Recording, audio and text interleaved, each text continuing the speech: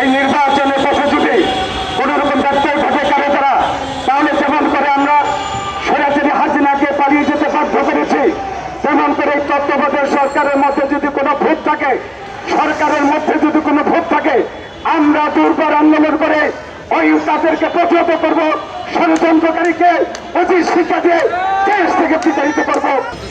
আমরা প্রবেশের ইন্ডাস্ট্রি বলতে চাই,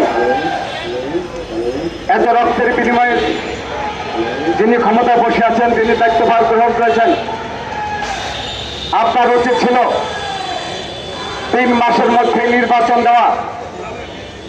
কারণ কোনোদিন কোনো কালেই অন্তর্বর্তী সরকার বলেন, তত্ত্বাবধায়ক সরকার বলেন, তারা কখনো দীর্ঘায়ু মেয়াদে তারা রাষ্ট্র ব্যবস্থা তাকে দেওয়া হয় না। যদি তিনি 3 মাসের মধ্যে নির্বাচন দিতেন, তাহলে আমাদের জুলুমবাজ অত্যাচারীরা, নির্যাতনকারীরা, গণতন্ত্র যারা হত্যা করেছিলেন, তারা আজকে মাথা দাঁড়া করে উঁচিয়ে কথা বলতে পারতেন না। আজকে অনেক ষড়যন্ত্র করা হচ্ছে। আমরা নির্বাচনের কথা ভাবছি, আবার অন্য দিকে ষড়যন্ত্রকারীরা বাংলাদেশে যেন তত্ত্বাবধায়ক অথবা অন্তর্বর্তীকালীন সরকারের অধীনে কোনো নির্বাচন হতে না পারে, এই ষড়যন্ত্র দেশের মধ্যে চলছে। তাই দ্রুত নির্বাচনের মাস ঘোষণা করেছেন।